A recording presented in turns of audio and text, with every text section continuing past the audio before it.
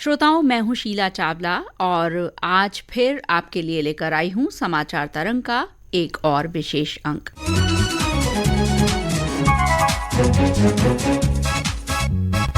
श्रोताओं, हाल ही में किए गए जीएसटी सुधारों पर आधारित आकाशवाणी समाचार के कार्यक्रमों की श्रृंखला में आज के अंक में हम ऑटोमोबाइल क्षेत्र में हुए फायदों के बारे में बात करेंगे। मनुष्य ने जब से पहिए का आविष्कार किया, उसने जीवन को आसान बना दिया और उन पहियों के इस्तेमाल से लगातार अपने सफर पर आगे बढ़ता रहा है। जिंदगी का अनिवार्य अंग है पहिए, चाहे 2 पहिया हो, तिपहिया, 4 पहिया या और ज्यादा। और इन्हीं पहियों से बनी गाड़ियों को किफायती बनाकर सरकार ने एक महत्वपूर्ण कदम उठाया है। इसी पर चर्चा करने के लिए स्टूडियो में हमारे साथ आज मौजूद हैं सीए श्री सुरेश गर्ग जी। सर, आपका आकाशवाणी के स्टूडियो में बहुत बहुत स्वागत है। धन्यवाद। सर, जीएसटी सुधारों को लागू हुए आज लगभग 2 हफ्ते हो गए हैं। मैं जानना चाहूंगी कि इन सुधारों का आप क्या असर अभी हाल फिलहाल देख पा रहे हैं? देखिए, जीएसटी सुधार कैसे आया, तो सबसे पहले तो ये देखना पड़ेगा कि जीएसटी कब से लागू हुआ। 1 जुलाई 2017 से जीएसटी लागू हुआ था। जीएसटी लागू होने के पीछे लॉजिक क्या था? पहले क्या होता था कि अलग अलग तरीके के टैक्स हुआ करते थे। अब उसमें क्या हो रहा था कि जैसे सेंट्रल गवर्नमेंट का तो एक्साइज ड्यूटी वगैरह का टैक्स होता था, स्टेट गवर्नमेंट का वेट होता था, value added tax. Different type के टैक्स होने की वजह से कॉम्प्लिकेशंस भी बहुत ज्यादा थे। तो उनमें चेंज लाने के लिए जब मोदी जी की सरकार आई, क्योंकि इसमें जीएसटी लाने की सोच तो 2004 से चल रही थी। 2004 से जीएसटी लाने के लिए सोचा जा रहा था कि भाई जीएसटी लाए, पूरे देश के अंदर एक प्रकार का टैक्स हो। लेकिन मोदी जी की सरकार आने के बाद 2017 में ये टैक्स लाया गया। जुलाई 2017 से ये टैक्स एप्लीकेबल है। उस टाइम पे जब जीएसटी लाए थे तो 4 तरीके के स्लैब होते थे, 5, 12, 18 और 28। लेकिन इसके बाद में 22 सितंबर से जीएसटी में सुधार आया। 3 सितंबर को जब जीएसटी काउंसिल की मीटिंग हुई, उसके अंदर चेंज किया कि 4 टैक्स की जगह 2 टैक्स रहना चाहिए। 28 और 12 का जो स्लैब है वो बिल्कुल हटा दिया गया। अब आप ऑटोमोबाइल सेक्टर के अंदर अपन आते हैं। ऑटोमोबाइल सेक्टर के अंदर 22 सितंबर से पहले क्या हो रहा था कि 28% प्लस 1% तो 2 व्हीलर्स पे था, यानी कि 29% था, और जो 4 व्हीलर था उसके ऊपर 28 प्लस सेस 20% से लेके 25% के बीच में था, यानी कि 45% से लेके 50% तक टैक्स हुआ करता था। लेकिन बाद में जब 22 सितंबर के बाद में जो 45% या 50% का जो टैक्स है उसको तो उन्होंने 40% कर दिया, और जो 29% का टैक्स है उसको 18% पे कर दिया, यानी कि 28% वाला स्लैब वो बिल्कुल हटा दिया। और जो लग्जरी गाड़ियां हैं, लग्जरी गाड़ियों को उन्होंने हायर एंड में मान के उनको 40% पे ला दिया। तो आज अगर अपन देखें तो जो 40% पे जो स्लैब आ रहा है उन गाड़ियों में भी लगभग 65,000 से लेके 3 लाख रुपए तक का जनता को बेनिफिट हुआ है। तो ये एक बहुत बड़ा बदलाव है कि आपका 40% का जो चीज है वो कम करके 28%, 28 को भी कम करके 18% पे लाना। तो ये बहुत बड़ा एक बदलाव किया है और ये अच्छा है, जनता को इसमें फायदा हो रहा है। अब 2 व्हीलर्स के अंदर देखें, जो 350 सीसी से नीचे के जो 2 व्हीलर्स हैं उनका स्लैब 28 से कम करके 18% कर दिया, और जो 1000 सीसी वाला जो है वो 1000 सीसी यानी कि पेट्रोल में और 1200 सीसी डीजल वाली गाड़ियां हैं उनमें कम करके उनको भी आपके 18% पे ला दिया। तो इस तरीके से करके जनता को बहुत बड़ी राहत दी है। और मैं समझता हूं कि उसके बाद में इतना बदलाव आया है कि 22 सितंबर को जैसे ही ये इसमें जीएसटी का चेंज आया और 100% सेल में चेंजेस आया है, तो मैं समझता हूं कि ये बहुत अच्छा रहा है, अच्छा कदम है। सर, मैं जानना चाहती हूँ कि केंद्र सरकार के जो सबसे ज्यादा फोकस में हैं वो हमारे देश के किसान हैं। तो चूंकि उनके इस्तेमाल में ट्रैक्टर सबसे अधिक होता है, मैं ट्रैक्टर के बारे में जानना चाहूंगी कि हमारे किसानों को किस तरह से इसका फायदा मिलेगा। ट्रैक्टर्स में पहले 18% टैक्स हुआ करता था। ट्रैक्टर्स में जैसे टायर है, ट्यूब्स है, उसमें 18% था, उसको 5% कर दिया गया। ट्रैक्टर की बॉडी है उसके अंदर 18% था, उनको 5% किया। और स्प्रिंकलर वगैरह जो आते थे वो 12% के स्लैब में आते थे, वो 5% में हो गए। तो आज किसानों के लिए भी बहुत बड़ी वो है कि जो 18% 12% के स्लैब में आते थे उनको घटा के 5% करना।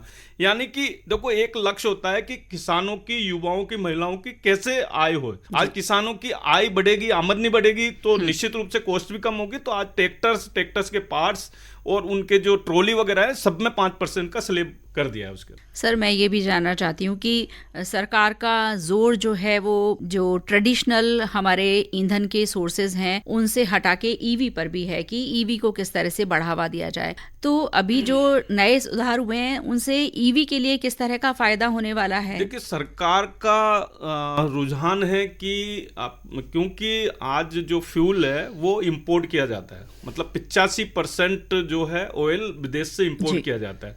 तो सरकार का मानस ये है कि उस इंपोर्ट को कम किया जाए, क्योंकि आज देश का जो पैसा है वो उसमें सबसे ज्यादा लग रहा है। फॉरेन करेंसी अगर लग रही है तो वो फ्यूल परचेज में लग रही है। तो सरकार का मानस है कि उसको कम किया जाए। कम करने के लिए इलेक्ट्रिक व्हीकल पे जोर दे रहे हैं। PLI स्कीम लाना कि अगर मान लो इलेक्ट्रिक व्हीकल खरीदता है कोई व्यक्ति तो उसमें सब्सिडी देना।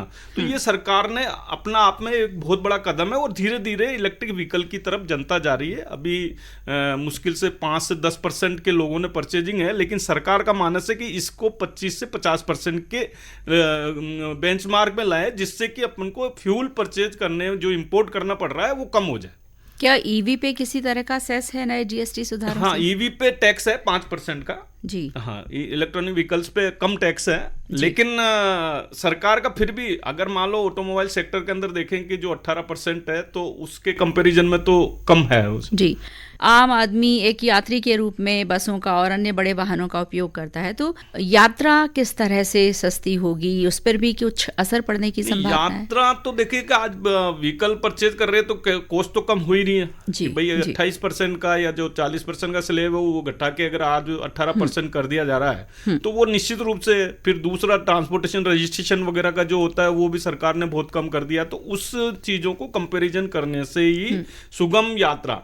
दूसरा इंफ्रास्ट्रक्चर डेवलपमेंट। आज अगर हिंदुस्तान में देखें तो रोड इंफ्रास्ट्रक्चर मेरे ख्याल से 2014 के बाद में सबसे ज्यादा रोड पे काम किया है। नेशनल एक्सप्रेस वे देख लीजिए, नेशनल हाईवे देख लीजिए, सब चीजों को अगर देखेंगे ना आप तो उसमें बहुत बड़ा बदलाव आया है। और उस बहुत बड़ा बदलाव से ट्रांसपोर्टेशन कॉस्ट भी कम होती है और यातायात सुगम भी होता है और आदमी जल्दी भी पहुंचता है जी। सर मैं ये भी जानना चाहती हूँ इसके साथ ही कि जो GST में अभी हाल फिलहाल सुधार किए गए हैं, सरकार कह रही है कि प्रक्रिया को भी आसान और पारदर्शी बनाया गया है। तो जो छोटे ऑटो पार्ट्स निर्माता हैं या छोटे डीलर्स हैं वो उन लोगों के लिए इसके अनुपालन में कितनी सहायता होने वाली है? देखिए GST में पहले 2017 में जब GST आया था तो कई तरीके के कॉम्प्लिकेशंस थे, लेकिन जैसे जैसे परेशानियों का जो तो बराबर रेगुलर बदलाव आया। अभी भी इतने बदलाव आ गए कि रिटर्न फाइल करने में सुविधाजनक किया है कि पहले रिटर्न फाइल करने में दिक्कत आती थी, पहले क्वार्टरली मंथली रिटर्न का है। तो जो छोटे जो सेलर हैं, सप्लायर हैं, उनको ईयरली रिटर्न फाइल करने में सुविधाजनक किया है उनको। तो यानी कि बहुत बदलाव आ गया है, किसी को परेशानी नहीं हो उस तरीके पे वित्त मंत्रालय ने बहुत अच्छा काम किया है। सर इसके साथ ही हम ये भी जानना चाहते हैं कि केंद्र सरकार की बहुत दूरगामी सोच है, तो ऑटोमोबाइल क्षेत्र में GST सुधारों के बाद में निवेश और रोजगार की कितनी संभावनाएं और अधिक बढ़ने वाली हैं? देखिए निवेश का जहाँ तक जब GST में बदलाव आया है लोगों की परचेजिंग पावर बढ़ रही है।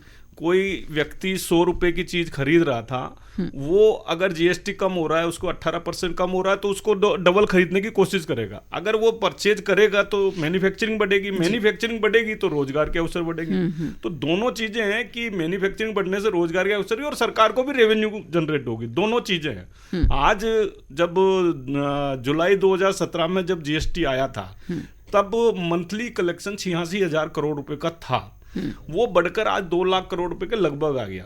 तो आप ये देखिए कि लोगों की परचेजिंग पावर बढ़ी है और मैन्युफैक्चरिंग भी बढ़ी है। और अब ये जो सुधार आएगा इससे और ज़्यादा मैन्युफैक्चरिंग बढ़ेगी और उससे रोजगार के अवसर बढ़ेंगे।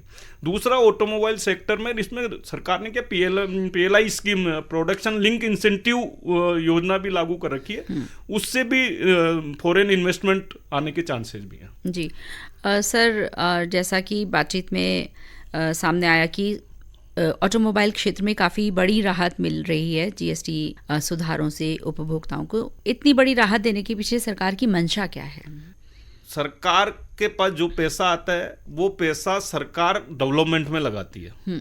अब सरकार के पास में रेवेन्यू पर्याप्त मात्रा में आ रही है तो वो चाहती है कि जनता को उसमें राहत दी जाए। तो उस वजह से जनता को राहत देने के लिए जीएसटी की रेटें कम करना और उससे जनता को राहत मिले, तो वही एक सरकार का लक्ष्य होता है।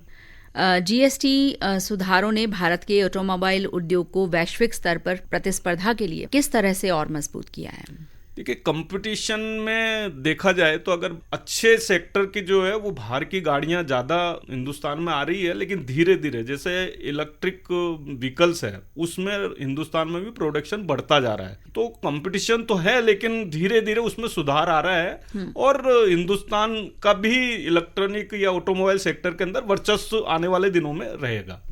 सर, ऑटोमोबाइल क्षेत्र में जीएसटी सुधार अभी काफी हुए हैं और खास तौर पे ईवी पे सरकार ने बहुत ज्यादा ध्यान दिया है। तो ईवी और जो दूसरे परंपरागत ईंधन वाले वाहन हैं, क्या वो दोनों सेक्टर्स के बीच में प्रतिस्पर्धा बहुत ज्यादा नहीं होगी?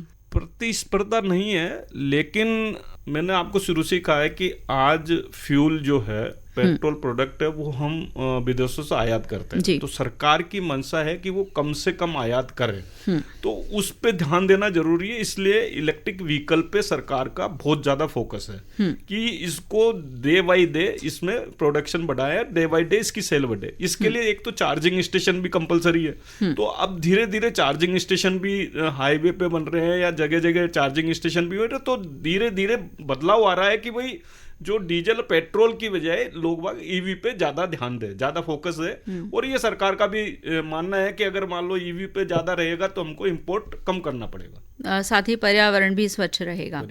तो सर, मैं यही जानना चाहती हूँ कि किस तरह का प्रोत्साहन फिर ईवी को अपनाने के लिए मिलेगा, क्योंकि अभी जो है वो हम देखते हैं कि टू व्हीलर और छोटी कारों से शुरुआत हो गई है, तो बड़े वाहनों तक के लिए किस तरह से आगे की नीति रहने वाली है? नहीं, बड़े वाहनों में भी जैसे टू व्हीलर से उन पे सब पे 18% जीएसटी लाए हैं जी। और बड़े वाहनों में भी अगर मान लो 1000 सीसी और 4000 mm से नीचे की गाड़ी है पेट्रोल में, या फिर 1200 सीसी डीजल के अंदर 1200 से नीचे की है, तो उसमें 18% दिया है इन्होंने। तो जो 1000 सीसी या 1200 सीसी से ऊपर की गाड़ी है उन्हीं को 40% में नहीं है। यानी कि सरकार का मानस यही है कि कम से कम रेट रखे जिससे कि लोगों को सुविधा मिले।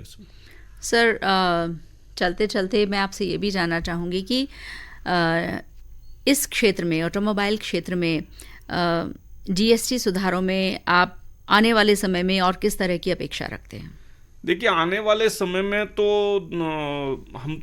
मैं तो यही है कि ईवी पे ज़्यादा फोकस रखे। जनता का भी मैं यही कहना चाहता हूँ कि वो ईवी पे ज़्यादा फोकस रखे, जिससे कि पर्यावरण को भी नुकसान नहीं होगा और देश के लिए भी रेवेन्यू जनरेट करने की जरूरत नहीं पड़ेगी, क्योंकि पेट्रोल डीजल को अगर बाहर से इंपोर्ट करते तो देश की रेवेन्यू बाहर जा रही है। तो दोनों चीज़ों के लिए अगर इलेक्ट्रिक व्हीकल पे सरकार ने वैसे तो बहुत सारी सुविधाएं दे रखी है और जनता भी धीरे धीरे वो परचेज करेगी तो अच्छा रहेगा। जी सर, आपने जीएसटी सुधारों पर ऑटोमोबाइल क्षेत्र में खासकर बात करने के लिए आकाशवाणी समाचार को अपना अमूल्य समय दिया। आपका बहुत बहुत आभार। आपका भी बहुत बहुत धन्यवाद। श्रोताओं, सरकार ने जीएसटी सुधार कर देश की कर व्यवस्था को सरल, पारदर्शी और एकीकृत बनाया है। ऑटोमोबाइल क्षेत्र जैसे बड़े उद्योग को इससे दीर्घकालिक लाभ मिलने की संभावनाएं और बढ़ गई हैं।